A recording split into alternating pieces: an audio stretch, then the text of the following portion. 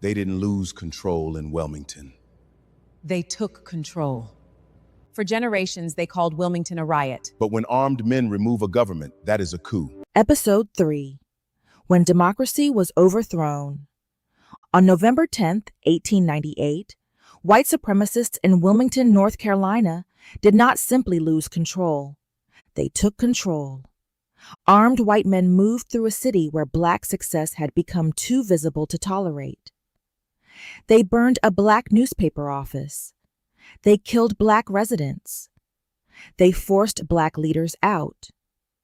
Then they overthrew the elected local government and installed their own. For generations, people called it a riot. But a riot is not what happens when armed men remove an elected government. That is a coup. This is interrupted success. Episode 3. When Democracy Was Overthrown. Wilmington, North Carolina, in 1898 was not a city of black failure. It was a city of black possibility. Black residents owned businesses. Black professionals worked in skilled fields. Black men held office. A black newspaper spoke with its own voice.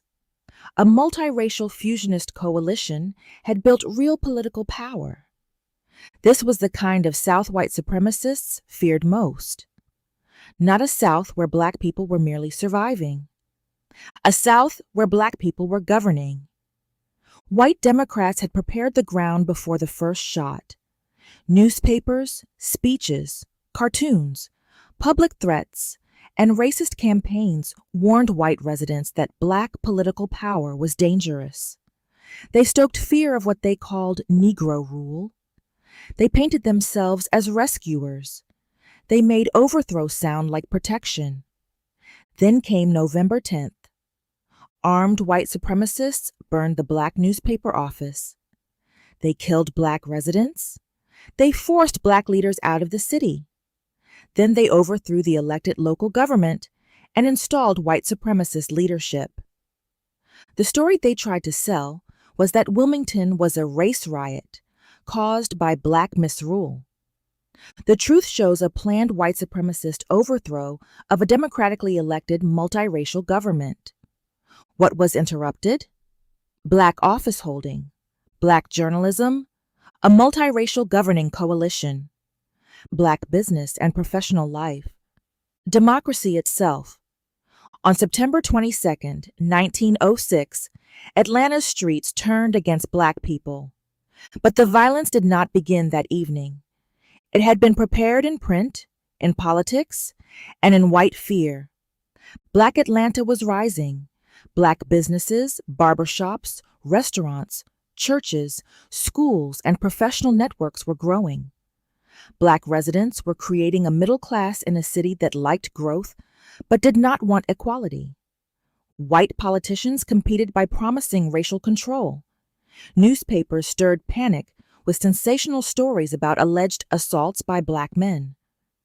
Those stories fed old myths, and old myths fed mobs. When the mob came, it did not only attack bodies, it attacked black success in public view. Black-owned businesses were targeted. Black residents were beaten and killed. Streets where black people had worked, traded, and walked with purpose became hunting grounds. The story they tried to sell was black criminal danger. The truth shows white fear of black advancement, economic competition, and political influence. Accusations were used to inflame a city already anxious about black progress. What was interrupted? Black businesses, black middle-class growth, black public confidence, black urban safety. Atlanta would rise again, but 1906 reminds us that black Atlanta did not rise without resistance. On August 14, 1908, in Abraham Lincoln's hometown, a white mob went looking for black men accused of crimes. When the mob couldn't reach the accused men, it turned on black Springfield. That turn tells the truth. If the crowd wanted justice, why burn black homes?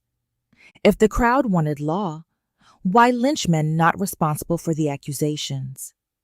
If the crowd wanted safety, why destroy black businesses? Springfield's black families had been building ordinary life: homes, churches, businesses, and community. They were doing what Americans claim to honor: working, owning, raising families, trying to live. But black stability itself could be made into a target. The mob burned black homes and destroyed black businesses. Black residents fled. Black men were lynched. The city associated with Lincoln showed the nation that Northern racism did not need a plantation to become deadly. The story they tried to sell was outrage over crime. The truth shows collective punishment against a black community.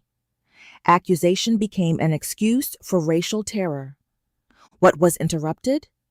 Black home ownership, black business ownership, Northern black community life. The myth of Northern innocence. The violence helped lead to the founding of the NAACP.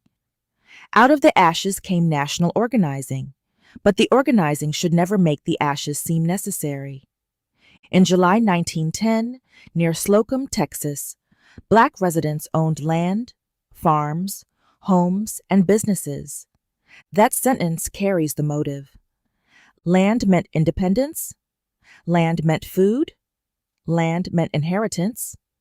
Land meant the ability to say no to a white employer. Land meant a family could build something that might outlive the generation that planted it. White supremacy has always feared black land. Rumors spread about black residents. White fear turned into white violence.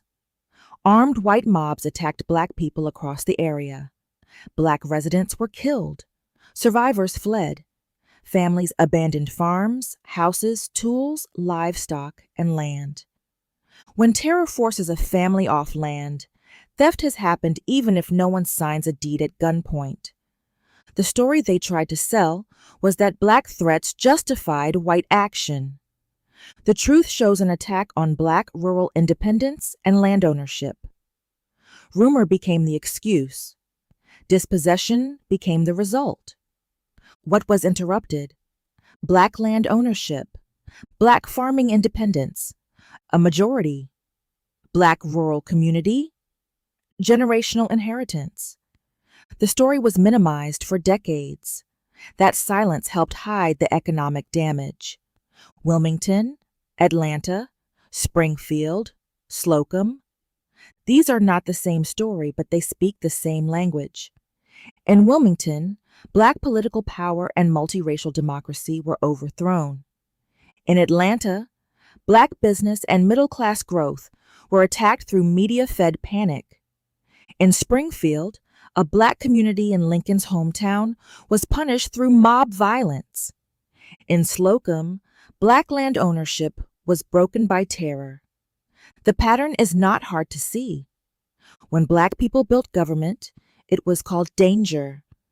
When black people built businesses, it was called competition. When black people built homes, it was called threat. When black people owned land, it was treated like provocation. This is why the story has to begin before the fire. Because before the fire, there was value. Before the lie, there was land. Before the mob, there was a vote. Before the accusation, there was a business. Before the erasure, there was success. When black people built power, it was called danger. When black people built wealth, it was treated like a threat. Before the mob, there was a vote. Before the erasure, there was success.